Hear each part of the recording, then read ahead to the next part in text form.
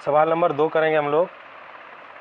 पार्श्व चित्र में दो रेखाएं L और M जिनको एक तिर्यक रेखा T काट रही है पॉइंट्स P और पॉइंट Q पर।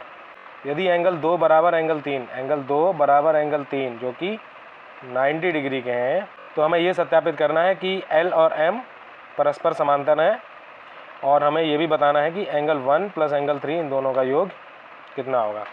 तो चलिए इसको सॉल्व करते हैं।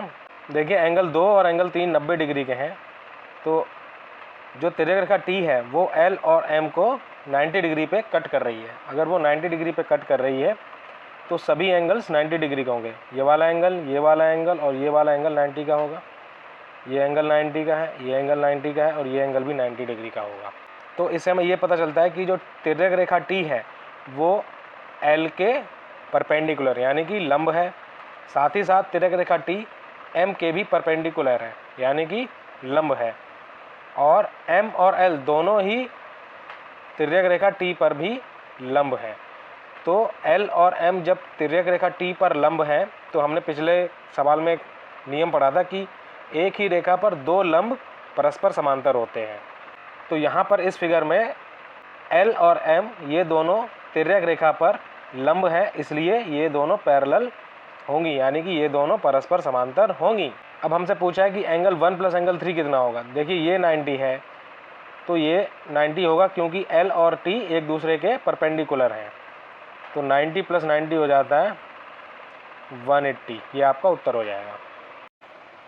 सवाल नंबर 3 करेंगे। ABCD एक समलंब है यानी कि ट्रेपेजियम है। ये AD और BC पैरेलल हैं। AD, ये AD हो गई और ये BC, ये दोनों पैरेलल रेखाएं हैं।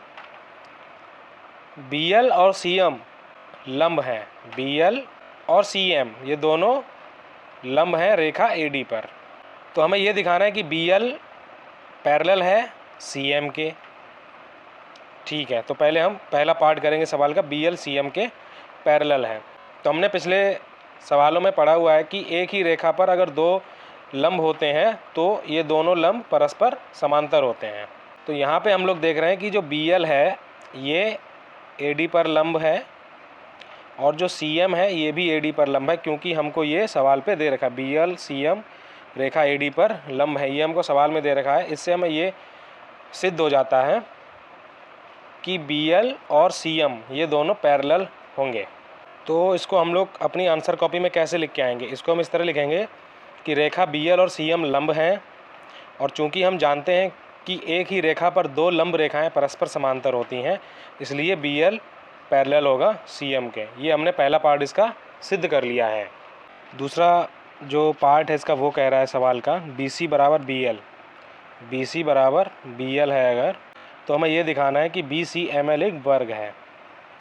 BCML ये एक वर्ग है, हमें ये दिखाना है। तो चलिए सिद्ध करके देखते हैं कि BCML एक वर्ग है। हमें सवाल में दे रखा है कि BC बराबर BL है, हमें ये तो सवाल में दे रखा है। साथ ही साथ हमको ये भी दे रखा है कि BL और CM ये दोनों लंब हैं।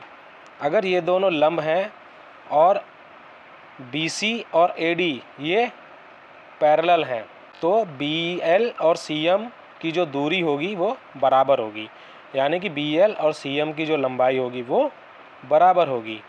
देखिए, इसको समझते हैं हम लोग। BC और AD ये दोनों पैरेलल हैं, मतलब इन दोनों के बीच की दूरी समान होगी। अब इसी पर हमने दो लंब खींचे हैं, सवाल में दिया हुआ है ये लंब है।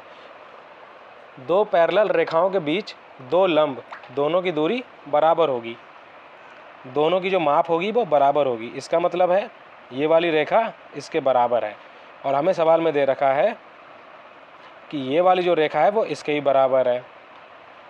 तो ये तीन भुजाएं तो हमारी बराबर हो गई हैं। ये वाली लाइन और ये वाली लाइन तो लंब हैं। दो लंब के बीच की दूरी हमेशा बराबर रहेगी, तो ये वाली जो दूरी है वो इसके बराबर हो जाएगी। तो ये चारों रेखाएं बराबर हो गई हैं। और अगर हम एंगल देखें तो ये 90 डिग्री का था, ये 90 डिग्री के तो हमको दे ही रखे हैं, और ये रेखाएं लंब भी हैं, तो यहाँ भी ये 90 डिग्री का बना रही हैं। तो इससे ये सिद्ध हो जाता है कि BLMC एक वर्ग है। अब इसको हम लोग लिखेंगे कैसे। BL और CM ये दोनों लंब हैं AD और BC के। AD और BC ये दोनों पैरेलल रेखाएं हैं, तो इसलिए BL और CM बराबर हो जाएंगे। सवाल में हमको दे ही रखा है कि BC बराबर BL है, तो जब BC बराबर BL है तो BL बराबर BC बराबर CM हो जाएंगे, यानी कि 3 रेखाएं हमारी बराबर हो गई। अब 2 लंब रेखाओं के बीच की दूरी हमेशा समान रहेगी, इसलिए ML बराबर BC हो जाएगा।